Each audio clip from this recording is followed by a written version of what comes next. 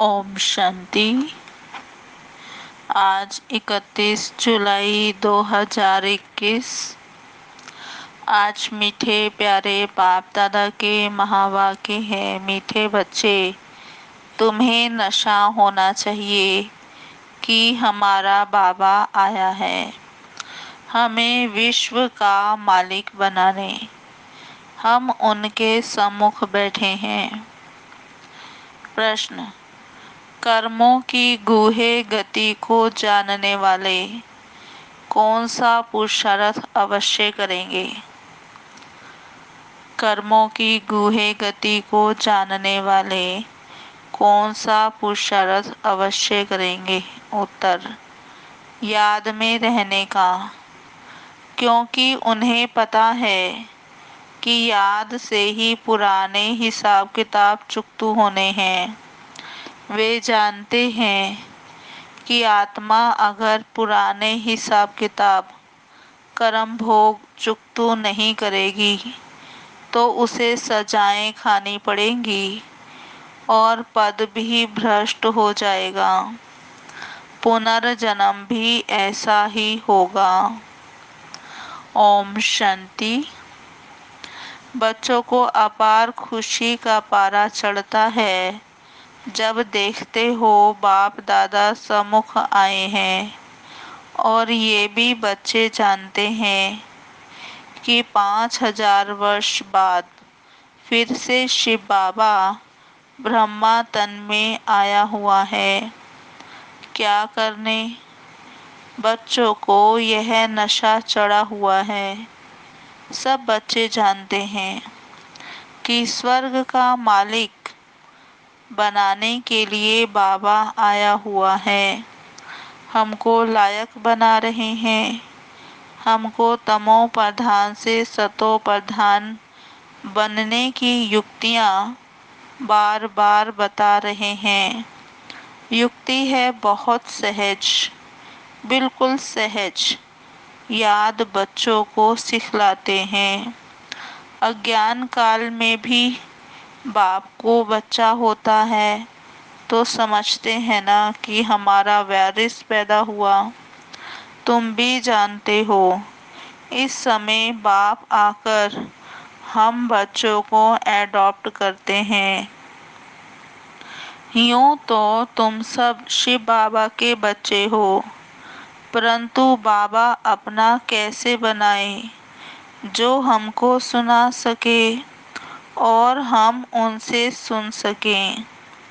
शिव बाबा इस ब्रह्मा तन से कहते हैं, मैं तुम्हारा बाप हूँ, तुमको स्वर्ग का मालिक बनाता हूँ। सिर्फ तुम्हारी आत्मा जो पतित है वह ना मुक्ति में ना जीवन मुक्ति धाम में जा सकती है। बाबा कहते, तुम सब एक बाप के बच्चे हो। सबको बाप की मिल्कियत लेनी है। ढेर के ढेर बच्चे हैं। वृद्धि होती जाती है। एडॉप्ट करते जाते हैं। हे आत्माएं, अब तुम मेरी संतान हो। अपने को रूह आत्मा समझो। हमको बाबा मिला है। जिसको आधा कल्प याद करते थे यह कभी भूलो मत। आधा कल्प आत्मा इस शरीर द्वारा याद करती आई है। हे पतित पावन, हे दुखहर्ता सुख करता, क्योंकि रावण राज्य है ना। भल जो अभी समझते हैं कि हम बहुत सुखी हैं, हमको इतने पदम हैं, इतने मिल्स हैं, कारखाने आदि हैं। बाबा कहते ये तो सब अल्पकाल के लिए हैं। अंत में तो बहुत त्राही त्राही करने लग पड़ेंगे। दुख के पहाड़ गिरेंगे। इतनी सारी मिल्कियत सेकंड में खलास हो जाएगी। बाप से तुमको सेकंड में वर्षा मिलता है। कहते हैं तुमको सेकंड में स्वर्ग की बादशाही देता हूँ। ये पुरानी दुनिया खत्म हो जाएगी, लड़ाइयाँ लगेंगी, नेचुरल क्लाइमेटीज होगी, सफाई तो चाहिए ना। तुम्हारी आत्मा भी अब पवित्र बन रही है। बाप दादा दोनों समझ सकते हैं बच्चे कितनी मेहनत करते हैं। बाप से वर्षा पाने की मेहनत बिल्कुल थोड़ी देते हैं। अपने को आत्मा समझ बाप को याद करो। वह रूहानी बाप है निराकार। हम आत्माएं उनको बुलाते हैं ना। बाप कहते हैं तुम्हारी आत्मा जो पतित है वह पावन कैसे बने। पतित पावन तो एक बाप है ना। पानी की नदी पतित पावनी है तो झट से जाए गोता खाकर चले आना चाहिए। गंगा स्नान तो बहुत करते हैं फिर भी पतित क्यों। रात दिन यही धुन लगाते रहते हैं पतित पावन सीताराम। अर्थात सब जो भक्तियां हैं अथवा सीताएं हैं सबका रक्षक एक राम परम पिता परमात्मा है। पतित पावन पतियों का पति वही है। वह जब आए तब आकर पावन बनाए। तो अब बाप कहते हैं मेरी श्रीमत पर तुमको चलना है और किसकी मत पर ना चलो। वह तो समझते हैं भक्ति से भगवान मिलेगा। क्योंकि भक्ति से भगवान मिलेगा। जबकि भक्ति से भगवान मिलेगा तो फिर ऐसे क्यों कहते हैं। हम्म, भक्तों की रक्षा करने आएगा। अब भक्तों पर क्या आपदा पड़ी है जो रक्षा करेगा। रक्षा तब की जाती है जब कोई आपदा होती है। बाप कहते हैं तुमने कितना दुर्गति को पाया है। ये है रौरव नर्क। सब दुखी रोगी हैं। घर घर में देखो क्या लगा पड़ा है। दुख ही दुख। इसलिए पुकारते हैं बाबा हमारे दुख हरो सुख दो। भारत में ही सदा सुख था अब दुख है। भारत की ही बात है और खंड तो है ही अलग। वह तो आते ही बाद में है। कोई 60 जन्म कोई इनसे भी कम जन्म लेते हैं। 84 जन्म देवता धर्म वाले लेते हैं। तो इस हिसाब से आधा कल्प के बाद जो आएंगे उनको 84 से आधे जन्म लेने पड़ेंगे। ऐसे नहीं कि सब 84 का चक्र खाते हैं। मनुष्यों को तो जो आता है सो बोल देते हैं। अब तुम बच्चे बाप द्वारा अविनाशी ज्ञान रत्नों की झोली भर रहे हो। बाबा कहते रतन तो बहुत वैल्यूएबल हैं। बाप समझाते भी बहुत सहज हैं। बाप कहते हैं तुम बुलाते आए हो हे पतित पावन आकर हमें पावन बनाओ। तो बाप आए हैं अब तुम समझते हो। हम पावन बनेंगे तो स्वर्ग के मालिक बनेंगे। शिव बाबा हमको पत्थर बुद्धि से पारस बुद्धि पत्थर नाथ से पारसनाथ बनाने आए हैं। भक्ति मार्ग के चित्र सब पत्थरों के बने हुए हैं। पत्थरों से माथा मारते रहते हैं। बाप कहते हैं तुम भल कितनी भी मेहनत करो फायदा कुछ नहीं होना है। आगे तो तुम बलि चढ़ते थे फिर भी क्या फायदा हुआ। करके देवी का दीदार होगा।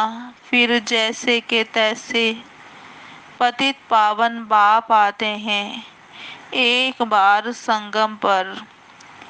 सतयुग में तो भक्ति मार्ग की बातें होती ही नहीं। बाप तो कहते नहीं कि गला काटो, ये करो। भक्ति मार्ग में अनेक प्रकार से क्या क्या करते हैं। आगे देवियों पर मनुष्य की बलि चढ़ाते थे। बाप कहते हैं तुम सुधरेले थे तो देवता थे, अब कितने पत्थर बुद्धि बन पड़े हो। तुमको स्वर्ग की बादशाही दी थी, कितने सोने हीरे जवाहरातों के महल थे, अथाह धन था, वह क्या किया। अब तुम कितने दुखी हो पड़े हो। तुम असल में देवी देवता धर्म के थे ना, अब सिर्फ तुम रजो तमो में आए हो। तुम तो देवता धर्म के थे, फिर अपने को हिंदू क्यों कहलाते हो। और सब धर्म वाले अपने अपने धर्म को ही मानते हैं। धर्म तो एक ही होता है। मुसलमानों का मुस्लिम धर्म, क्रिश्चियंस का क्रिश्चियन धर्म चला आता है। तुमको क्या हुआ। तुम बहुत सुखी, पवित्र, संपूर्ण निर्विकारी थे, और अभी कितने विकारी बन पड़े हो, किसको भी पता नहीं। बरोबर हम संपूर्ण निर्विकारी थे, फिर संपूर्ण विकारी कैसे बने। 84 जन्म लेते सतों से तमो बने हैं, और अब बिल्कुल ही तमो प्रधान पतित हैं। सतयुग से लेकर कलयुग जरूर आना है। सब धर्मों को सतो रजो तमो में आना ही है, वृद्धि को पाना है। तुम भी झाड़ में हो ना। झाड़ में देखो, अंत में ब्रह्मा खड़ा है। झाड़ के ऊपर चोटी में ब्रह्मा ही 84 जन्म लेकर जाकर अंत में खड़ा है। तुम भी जो नीचे ब्राह्मण बैठे हो, वही फिर अंत में पतित शूद्र बने हो। फिर नीचे राजयोग सीख रहे हो। तुम भी शूद्र थे, अब ब्राह्मण बने हो। ये बड़ी समझने की बातें हैं। अभी झाड़ में बहुत अच्छी समझानी है। बाबा कहते अभी तुम राजयोग की तपस्या कर रहे हो, तुम्हारा ही यादगार खड़ा है ये चैतन्य दिलवाड़ा मंदिर, और वह जड़। सतयुग में यह नहीं था ना, सतयुग में ये जड़ दिलवाड़ा मंदिर नहीं था। इस समय तुम अपना यादगार देखते हो। तुम प्रैक्टिकल में सच्चे सच्चे दिलवाड़ा मंदिर में चैतन्य में बैठे हो। स्वर्ग की स्थापना हो रही है, फिर स्वर्ग में आएंगे तो ये मंदिर आदि कुछ होंगे नहीं। ये मम्मा बाबा और हम बच्चे बैठे हैं, हू बहू। ये तुम्हारा मंदिर है, नाम ही रखा है मधुबन, चैतन्य दिलवाड़ा मंदिर। फिर जब भक्ति मार्ग शुरू होगा तो फिर यह मंदिर बनाएंगे। बाप ने तुमको बहुत धनवान बनाया था, तो तुम ही फिर उनका मंदिर बनाते हो। शिव का मंदिर एक नहीं बनाते हैं, सब बनाते हैं, यथा योग्य तथा शक्ति। तुम जानते हो हम पूज्य थे, फिर द्वापर में पुजारी बने हैं। शिव बाबा जो इतना साहूकार बनाते हैं, भक्ति में फिर तुम ही उनका मंदिर बनाएंगे। इन बातों को अभी तुम ही जानते हो। तो अब पुरुषार्थ कर फिर राजाओं का राजा बनना चाहिए। सतयुग में कहा जाता है महाराजाएं, त्रेता में कहा जाता है राजा। फिर दुनिया पतित बनती है तो महाराजाएं भी पतित, राजाएं भी पतित होते हैं। वह निराकारी निर्विकारी महाराजाओं का मंदिर बनाकर पूजते हैं। पहले पहले शिव का मंदिर बनाते हैं, फिर देवताओं के मंदिर बनाते हैं, खुद ही मंदिर बनाकर पूजते हैं। 84 जन्म तो भोगते हैं ना। आधा कल्प तुम पूजे, फिर आधा कल्प पुजारी बनते हो। मनुष्य फिर समझते हैं भगवान आपे ही पूजे, आपे ही पुजारी है, सब कुछ आपे ही देते हैं, आपे ही छीन लेते हैं। अच्छा, जबकि उसने दिया और लिया, फिर तुमको क्यों चिंता लगती है? तुम तो ट्रस्टी हो गए, फिर रोने की क्या दरकार है? बाप बैठ आत्माओं को समझाते हैं। अब तुम आत्म अभिमानी बनते हो नंबरवार। कोई तो बिल्कुल बाप को याद करते नहीं हैं, देही अभिमानी रहते ही नहीं। यहाँ कितना समझाया जाता है, अरे तुम आत्मा हो, परमात्मा तुमको पढ़ाते हैं। आत्मा में ही संस्कार रहते हैं, आत्मा ही बैरिस्टर आदि बनती है, आत्मा मैजिस्ट्रेट बनती है। कल क्या बनेंगे? अगर आत्मा बाप को अच्छी रीति याद करती रहेगी तो अमर लोक में जाकर जन्म लेगी। मृत्यु लोक में फिर दूसरा जन्म नहीं लेंगे। अगर कुछ हिसाब किताब रहा हुआ होगा तो सजा खानी पड़ेगी। कर्म भोग भोग कर चुकतू करना होगा, फिर पद ऊंच नहीं मिलेगा। बाबा ने कहा, ये कर्मों की गूढ़े गति बाप बच्चों को बैठ बतलाते हैं, समझाते हैं। यह भी बच्चे जानते हैं, सतयुग है सतो प्रधान। हर चीज वहाँ सतो प्रधान होती है। कहते हैं कृष्ण गऊ संभालते थे, राजाएं गऊ संभालते हैं क्या? भक्ति में तो कह दिया कृष्ण गऊ संभालते। बाबा कहते जो राजा क्वालिटी की आत्माएं होती हैं, क्या वो गऊ संभालेंगे? ऐसी बात तो हो नहीं सकती है। हाँ, ये दिखाते हैं कि सतयुग में गायें भी बड़ी फर्स्ट क्लास होती है, उनको कामधेनु कहा जाता है। बाबा कहते वास्तव में ये जगत अम्बा सरस्वती भी कामधेनु है। 21 जन्म के लिए सबकी मनोकामनाएं पूरी करती है। बाबा कहते तुम भी कामधेनु है, तुम भी कामधेनु हो। वही नाम फिर गऊ पर रख दिया है, जो बहुत दूध देती है। राजाओं के घर में बड़ी फर्स्ट क्लास गायें होती है, जबकि यहाँ भी राजाओं के पास ऐसी अच्छी अच्छी हैं, तो स्वर्ग में कैसी सुंदर होगी। वहाँ कोई बांस बदबू आदि बिल्कुल नहीं होती है। अब बाप बच्चों को कहते हैं मैं आया हूँ, तुमको गुलगुल बनाकर साथ ले जाऊंगा। मुझे बुलाते ही हैं, हे पतित पावन आओ।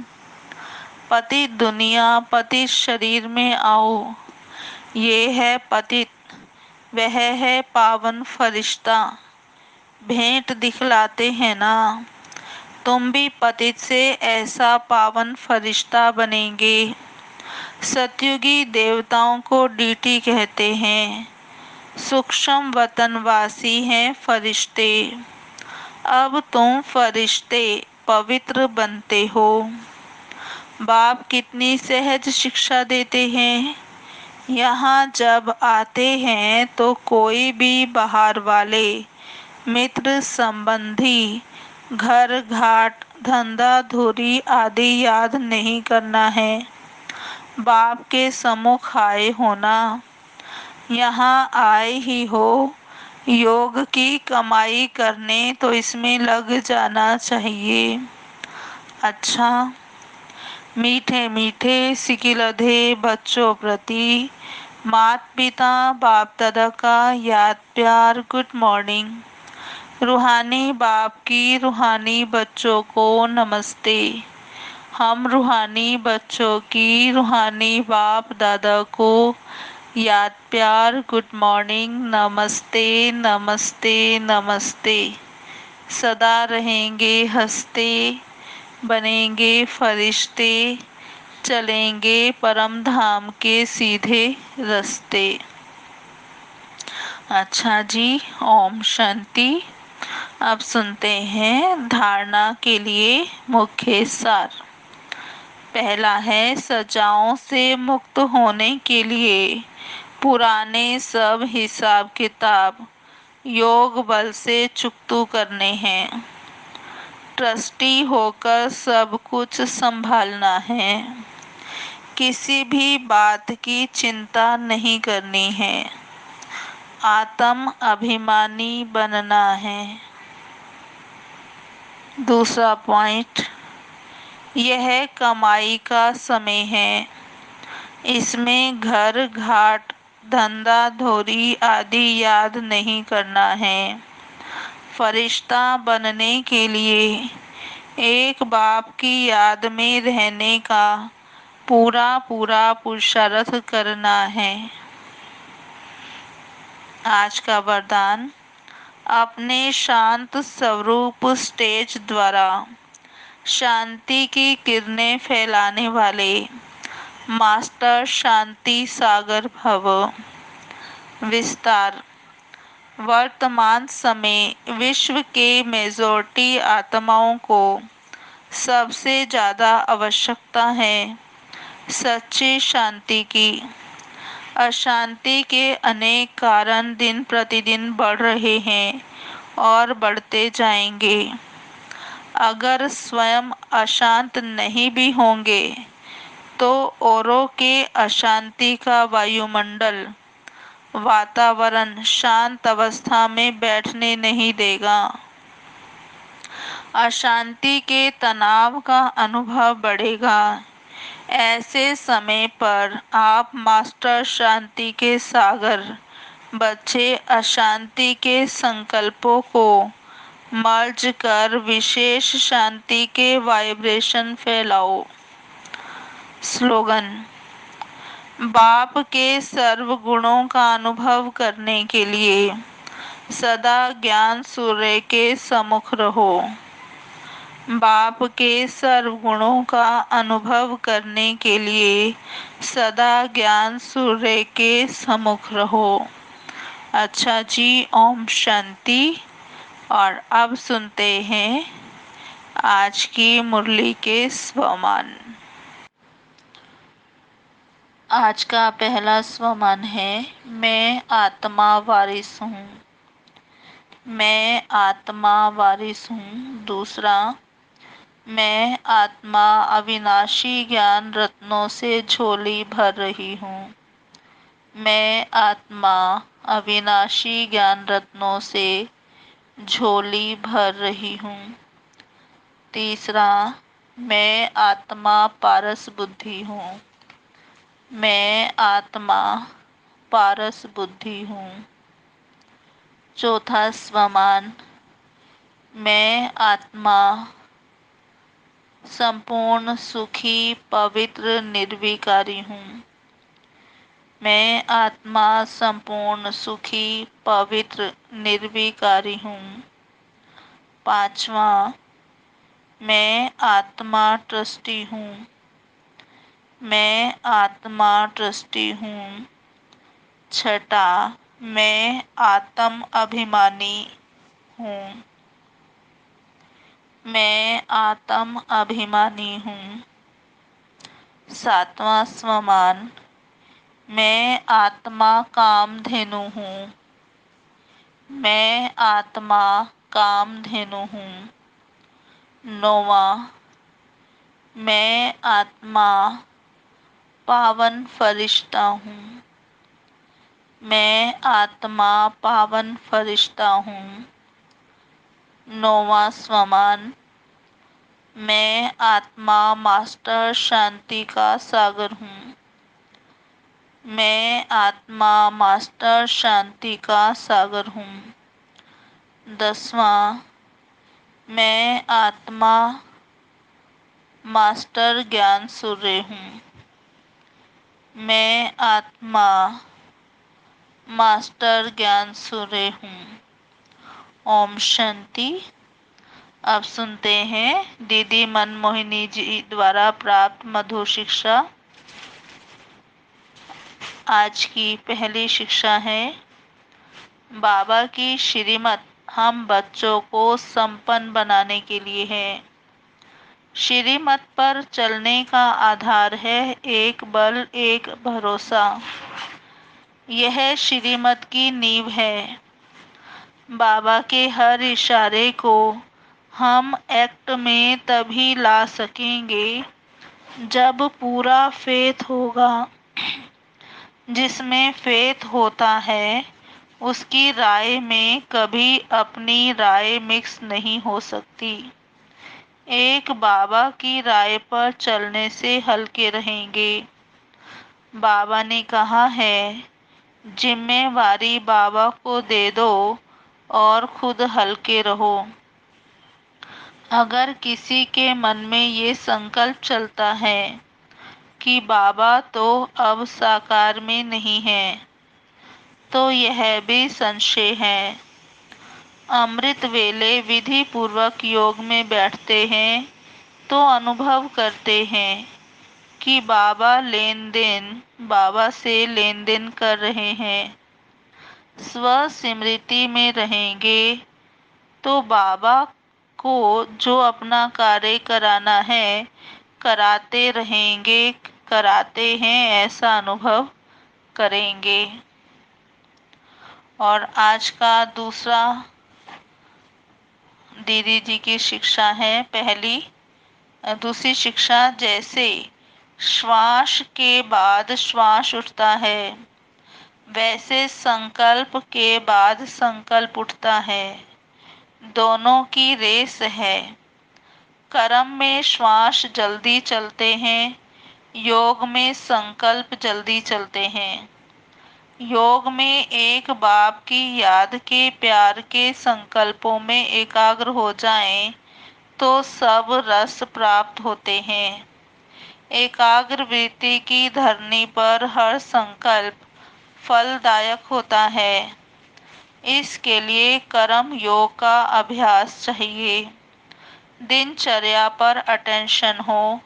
न्यारे और प्यारे की स्थिति बहुत मीठी अवस्था है। अच्छा जी, ओम शांति। अभी हम 10 मिनट बाबा को याद करेंगे। ओम शांति।